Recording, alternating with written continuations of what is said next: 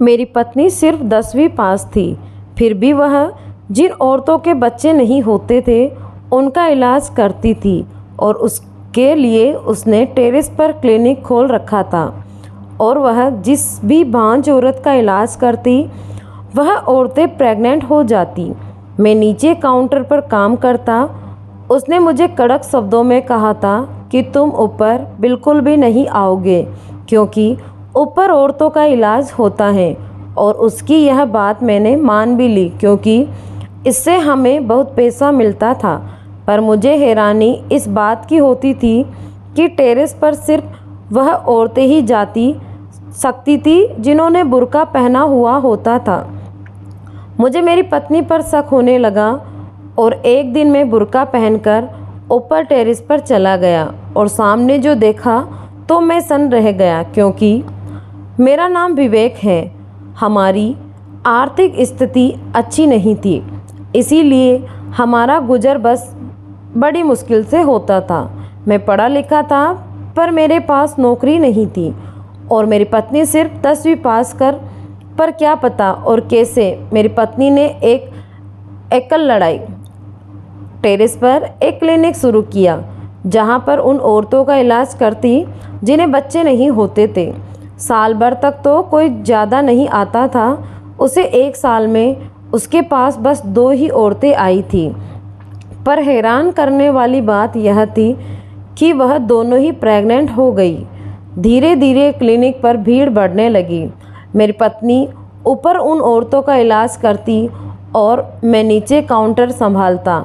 एक दिन एक पति पत्नी सुबह सुबह क्लिनिक पर पहुँचे।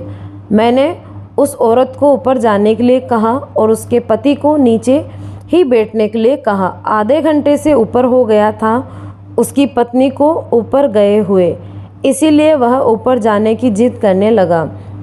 मैंने उससे कहा कि ऊपर और भी औरतें हैं, इसीलिए आप ऊपर नहीं जा सकते।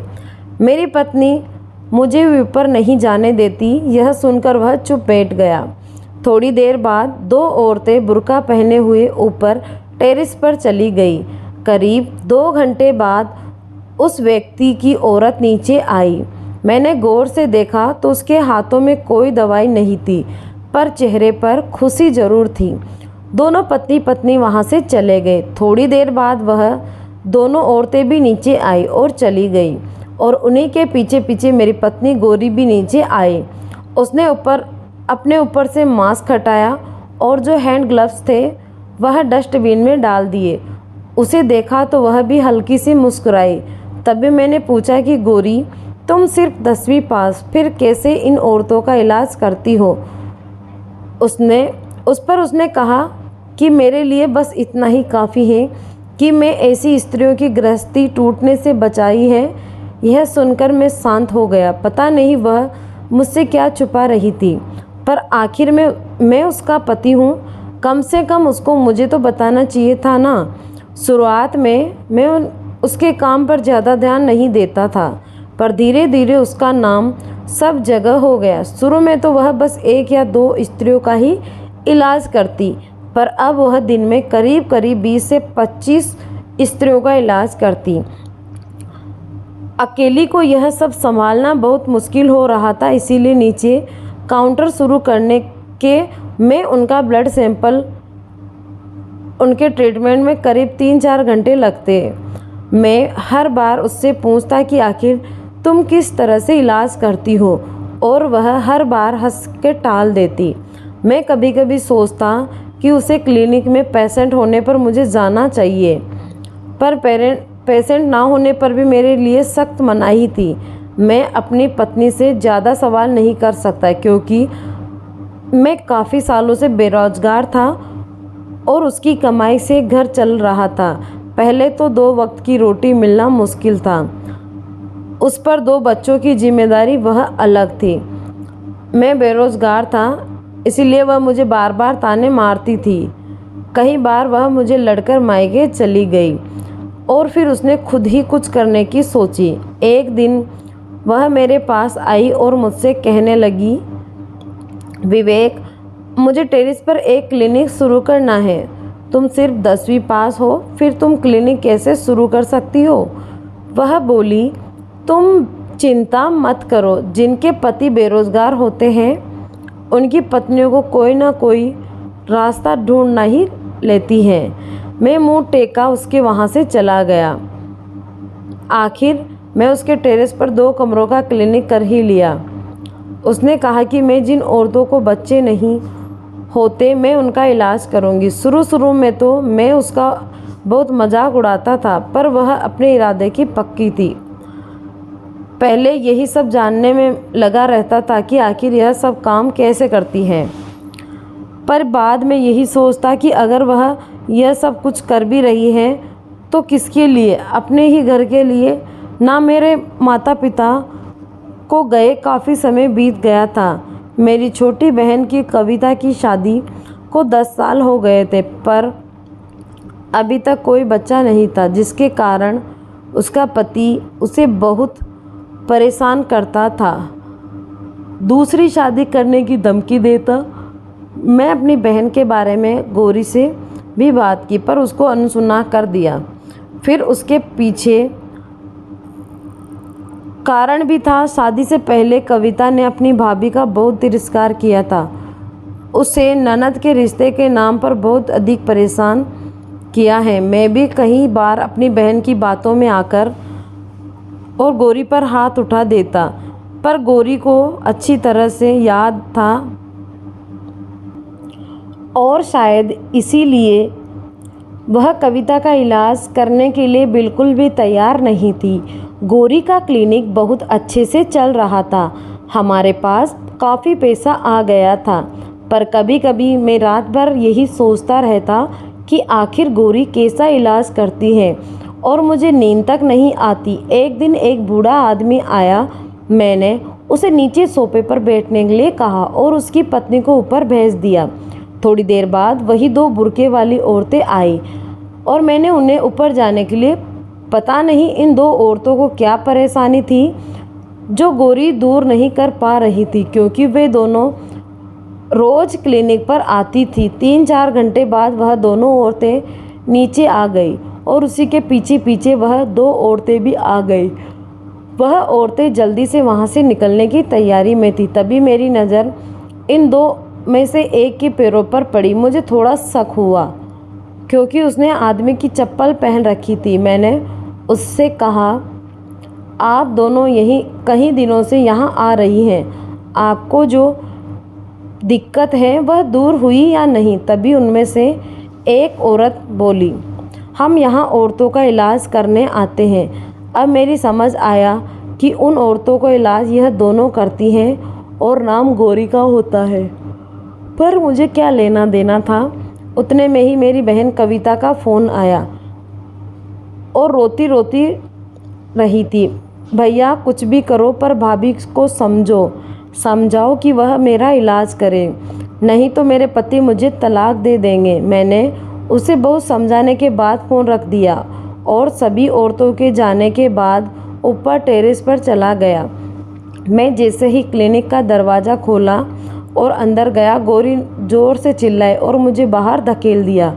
मुझे थोड़ा अजीब लगा और गुस्सा भी आया। फिर भी इन बातों को अनदेखा करके मैं कविता के बारे में उससे बात की। तब वह बोली कि मैं तुम्हारी बहन का इलाज नहीं कर सकती, उससे कहो कि वह किसी अच्छे अस्पताल में अपना इलाज करवाए। कारण पर आखिर बात क्या है, क्यों तुम ऐसा कर रही हो? वह बिना कुछ बोले हंसकर वहाँ से चली गई। इसी बात को लेकर कई दिनों तक हम दोनों में बातचीत नहीं हुई। उसे कोई भी फर्क नहीं पड़ता, आखिर वह पैसे कमाने जो लगी थी, उसकी नज़र में मेरी कोई कीमत नहीं थी। कुछ दिनों बाद कविता रोती रोती घर आई और कहने लगी कि भैया कुछ भी करो पर भाभी से कहो ना मेरा इलाज करने के लिए। आज मेरे पति ने मुझे बांझ कहकर घर से निकाल दिया और बहुत जल्द वह मुझे तलाक दे देंगे। यह सब गौरी सुन रही थी, पर उसे इन पर बातों का कोई असर नहीं हुआ।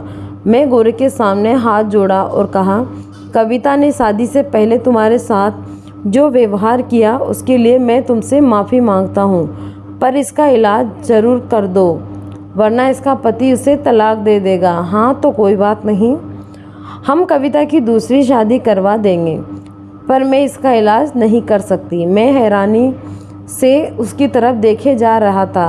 क्योंकि तुम इसका इलाज क्यों नहीं कर सकती? मेरी कसम है तुम्हें, मैंने अपने घर की औरतों का इलाज नहीं कर सकती।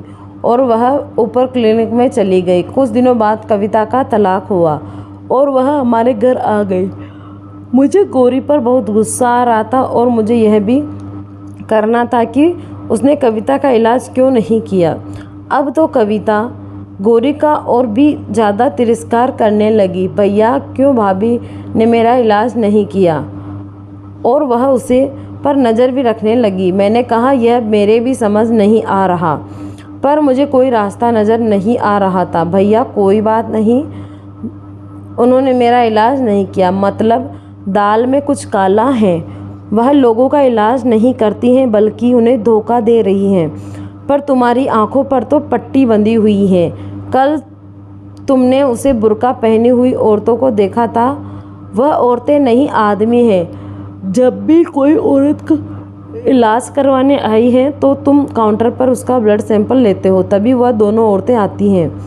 वह दोनों आदमी यानी पुरुष हैं। ज़रूर तुम्हारी बीवी कोई बड़ा खेल खेल रही है। कविता ने जो कुछ बताया था उसको सुनने के बाद मेरे मन में भी शक आया था। मैंने उससे कहा कि कल हम दोनों बुर्का पहनकर क्लिनिक में जाएंगे। दूसरे दिन एक औरत बुर्का पहनकर आई हुई थी।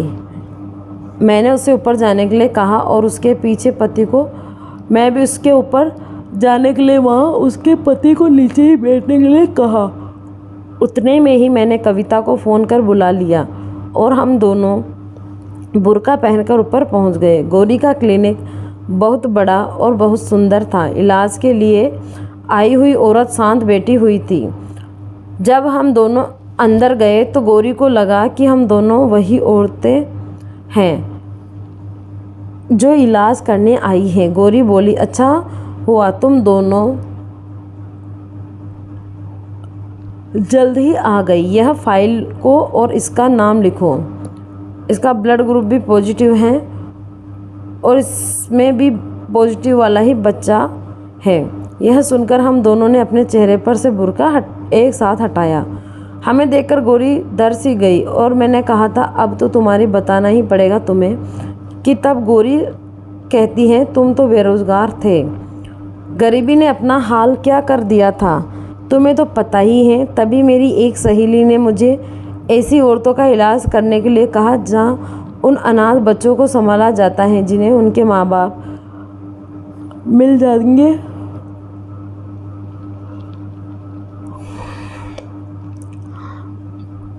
उनके माँ बाप कूड़े का फेंक देते हैं और चले जाते हैं। फिर बिन ब्याही लड़कियां भी उनके एनजीओ में अपने बच्चों को दे दिया जाया करती थी।